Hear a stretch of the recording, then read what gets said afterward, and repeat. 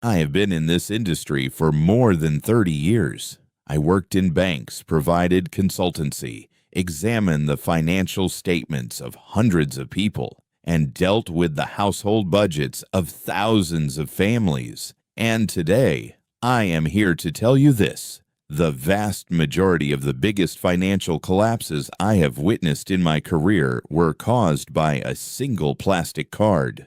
The credit card. Its size is 3.4 by 2.1 inches.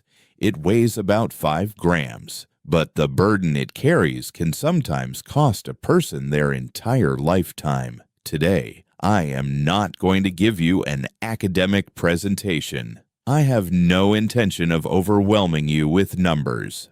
I will tell you real stories. I will explain this from the perspective of someone inside the system because I believe people learn not from numbers, but from stories. But let me clarify this first. I am not against credit cards. When used correctly, they can be a useful tool. However, the probability of seeing them used correctly in the United States or anywhere else is about as likely as finding a four-leaf clover on the street. Why? Because this system is designed not to encourage correct use, but to encourage misuse. And today, I will explain this to you without hiding anything.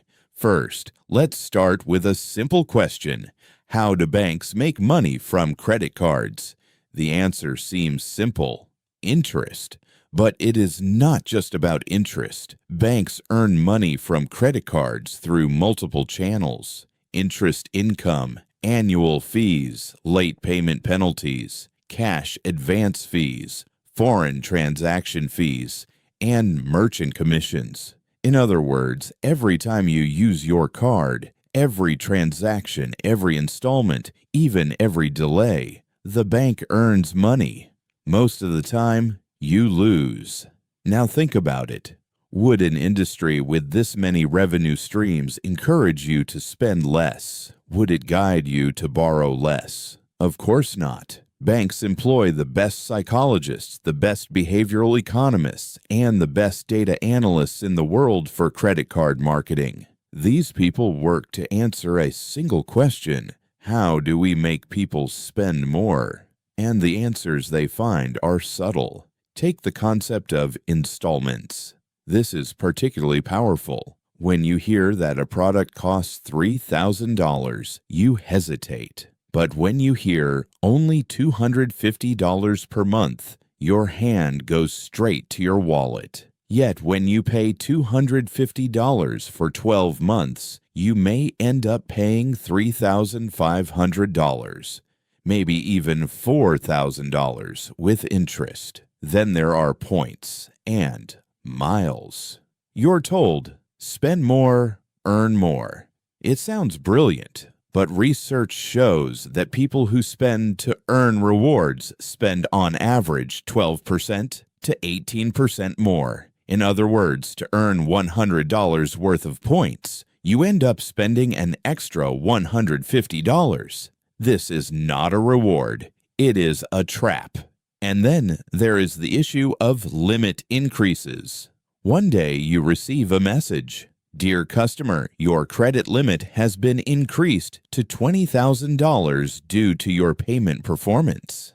It feels like a reward. In reality, it is simply the bank opening the door for you to borrow more. After 30 years in this field, I can say this comfortably. The stronger the language of customer satisfaction in banking, the stronger the appetite to put that customer into debt. Now let's move to the most critical topic: interest. Credit card interest rates are among the highest financial costs you will encounter. Monthly rates of 4% to 5% are not uncommon, which translates to over 50% annually. And when you only make minimum payments and carry the balance forward, the effect of compound interest can make the situation far worse. Let me give you a concrete example. Suppose you have a $10,000 credit card balance. You only make the minimum payment each month.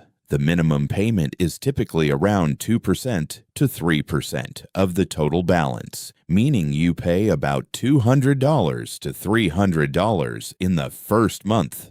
Mathematically speaking, if you continue like this, it can take 15 to 20 years to pay off that $10,000 debt. And during that time, the total amount you pay may reach $30,000 to $40,000. You pay $40,000 for a $10,000 debt, not the debt, 4 times the debt. When I show this to people, the most common reaction I get is that really possible?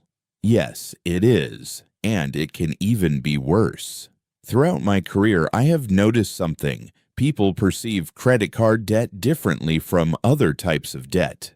A bank loan is taken seriously, but a credit card balance is often seen as something manageable. Maybe because it is not physically tangible, maybe because the installments look small, or maybe because the human brain prioritizes short-term pleasure over long-term pain. But understand this clearly. Credit card debt is the most expensive type of debt, more expensive than a mortgage, more expensive than an auto loan, more expensive than a personal loan, and it grows faster than all of them.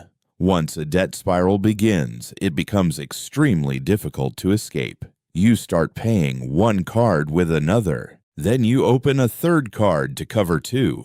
I call this running from card to card, and this race usually ends with a fall. The damage caused by credit cards is not only financial. Perhaps the least discussed but deepest wound is psychological. During my consulting years, I met hundreds of people one-on-one, and I noticed this. The majority of people with credit card debt carry a heavy psychological burden. Sleep disorders, waking up with the first thought being the amount of debt, checking every phone call to see if it is the bank, the brief relief on payday, followed by the same sinking feeling. We are back where we started. I've seen all of this in people's eyes. There is also the issue of shame. People see credit card debt as a personal failure, a weakness. They hide it from their spouse, their family, their friends. And that secrecy makes the debt grow even more. Because no one sees it, no one helps, and the problem snowballs. From a behavioral perspective, the process is fascinating. Research shows that people who pay with cash spend 12% to 18% less than those who pay with credit cards. Why? Because when you pay with cash, you physically feel the money leaving your hands. With a credit card, that feeling is absent. The brain does not register it as a loss. There is no pain of payment, only the pleasure of consumption. In behavioral economics, this is called reduced pain of paying. And when that pain decreases, spending increases dramatically. There is also the "I will pay it later" mindset. Many people carry balances from one month to the next.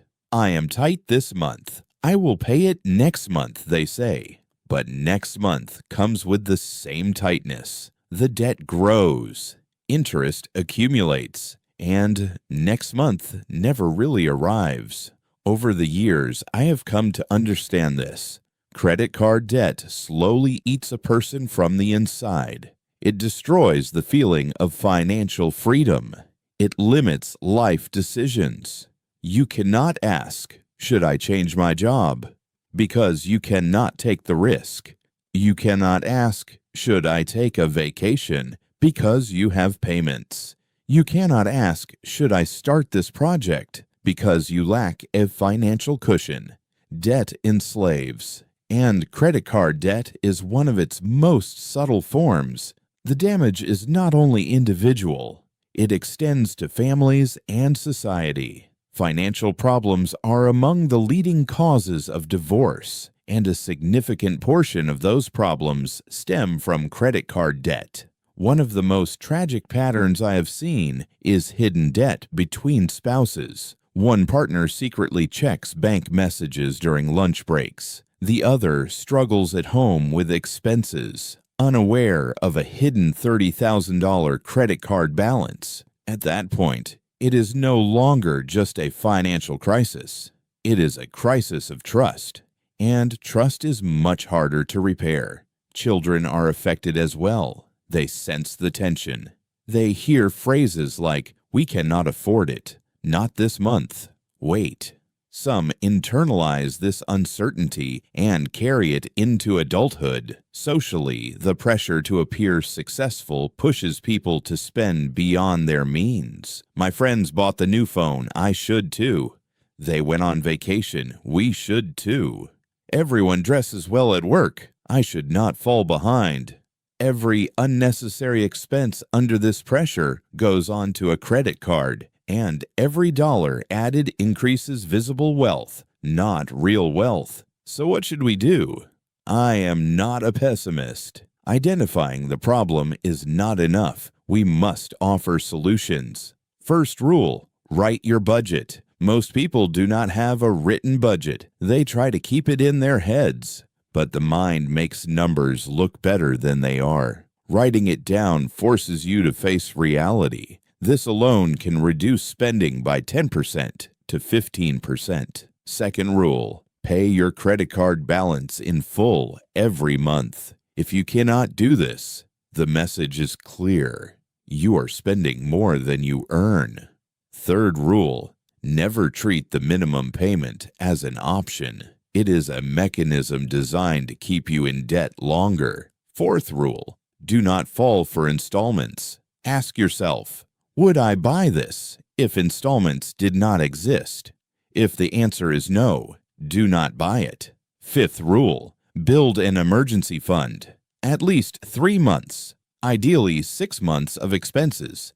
This prevents credit cards from becoming a necessity. Sixth rule, remove the card from your wallet. Literally, even freeze it in water if necessary. It sounds ridiculous, but it works. Seventh rule, teach financial literacy to your children. Teach them the difference between wanting something and being able to afford it. Ladies and gentlemen, if I had to summarize everything in one sentence, a credit card is not designed to make money easier. It is designed to make spending easier. The difference may seem small, but the consequences are enormous. I have seen people from all walks of life fall into this cycle. Income does not protect you. Education sometimes helps, but not always, because this is a psychological trap, and psychological traps can catch anyone. But there is a way out. I have seen people escape, and when they do, they all describe the same feeling: freedom. Living without debt may seem like a luxury, but in reality, it is a choice. Every financial decision you make today shapes who you will become tomorrow. Finally, let me ask you something. How many credit cards do you have in your wallet right now? And what is the total balance on them? If you do not know the answer, go home and find out, because awareness is where everything begins. I spent 30 years in this field, and my greatest regret is not sharing this knowledge earlier. I hope what I shared today will be useful to you. Thank you.